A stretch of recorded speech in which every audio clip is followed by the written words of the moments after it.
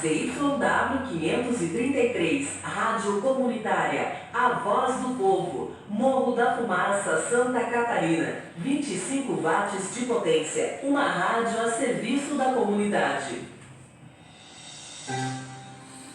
Bom dia, Morro da Fumaça, bom dia Santa Catarina, bom dia Brasil. O princípio básico da comunicação com os espíritos. Esquema de um espírito encarnado, alma, perispírito e corpo.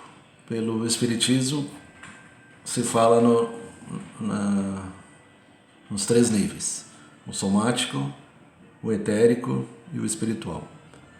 Então, a alma, de um para outro, comunicação alma a alma ou mente a mente, é o que se chama a telepatia, ou a comunicação dos pensamentos e sentimentos entre dois seres, entre duas consciências. Um espírito encarnado, então alma, perispírito e corpo, e o desencarnado seria só o perispírito e o espírito. E se fala na segunda morte quando o perispírito é abandonado, é aquele espírito que evoluiu que não precisa mais do corpo físico. Aí ele é espírito puro, uma consciência livre, um serenão. Aí ele é só o espírito mesmo, que é a essência divina, volta de onde saiu. A ideia, mensagem, ação. E a ideia, a mensagem, comunicação do espírito do desencarnado para o encarnado, ou de um extrafísico para um físico. Físico nós, extrafísicos os que já deixaram a Terra. A nível de pineal, então lá no cérebro temos a conexão corpo e alma, como já dizia o Descartes na França. O além existe. Livro de autoria de Lino Sardos Albertini, advogado católico, morando em Trieste, Itália. Tradução, 12ª edição italiana, Edições Loyola, em 1989. Interessante, é um livro católico. O desaparecimento de André, nascida 29/7/1955, era o caçula de 6 filhos, se deu em 9/6/1981, aos 28 anos de idade, quando saiu para uma viagem para alguns dias de férias.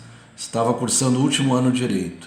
Como nunca mais aparecia, deixou seus pais em extrema aflição, iniciando-se uma busca desesperada para ver se o encontravam, mas nada, foi como se ele tivesse sumido do mapa.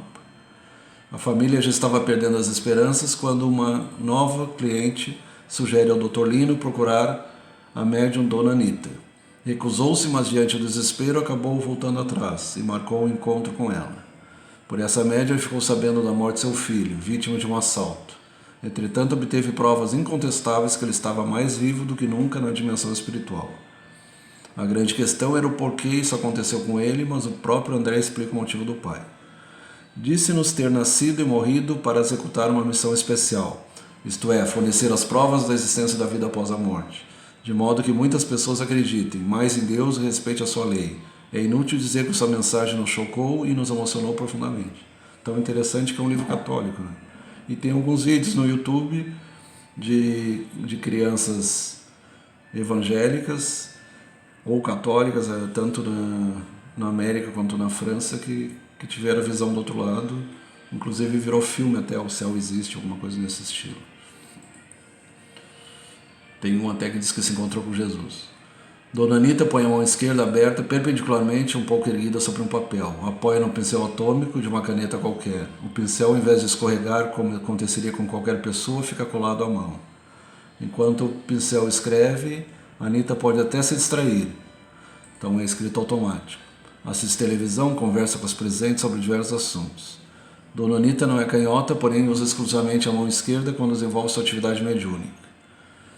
Lembremos que o Chico muitas vezes escrevia com a direita uma mensagem, com a esquerda outra, totalmente diferente. O pincel, ao dar as respostas, se move não da esquerda para a direita, mas de cima para baixo.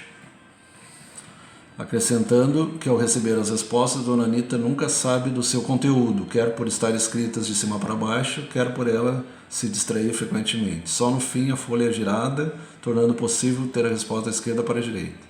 Interessante. E muitas vezes escrita em espelho, ao contrário, né, como fazia o Da Vinci.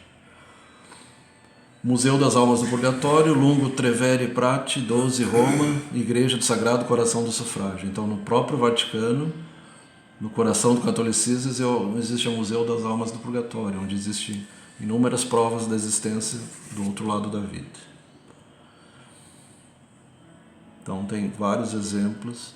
Psicografia de Valdo Franco, no 4º Congresso Espírita Mundial, 3/10/2004, presença 1.700 pessoas, vários países, mensagem em francês, de trás para frente, ou seja, de forma invertida, escrita em espelho.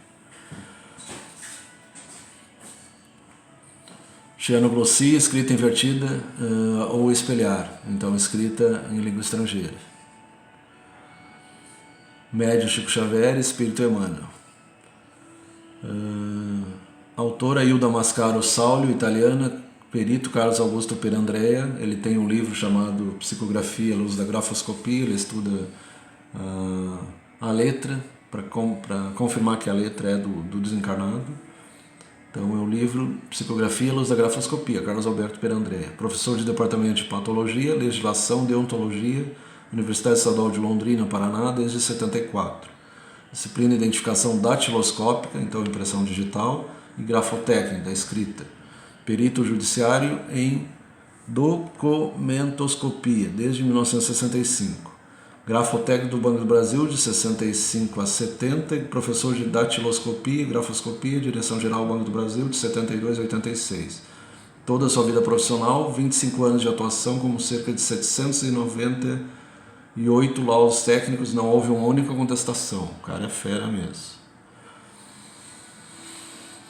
Seu parecer final. A mensagem psicografada de Francisco de Xavier, 22 de julho de 1978, atribuída a Hilda Mascaro Saulo, contém, conforme a demonstração fotográfica, figuras 13 e 18, em número e qualidade consideráveis e refutáveis características da gênese gráfica, suficientes para a revelação e identificação de Hilda Mascaro Saulo como autora da mensagem questionada. Então, a própria Espírito Comunicante como autor. Com mais de 400 obras publicadas e 25 milhões de exemplares vendidos e morrendo pobre, nunca reverteu isso para benefício próprio, mas só em obras de caridade. Chico Xavier é inquestionavelmente um dos maiores fenômenos editoriais do país. E admirado por várias religiões. O único brasileiro que o superou, Paulo Coelho, com 30 milhões de livros vendidos. Isso está lá em Planeta.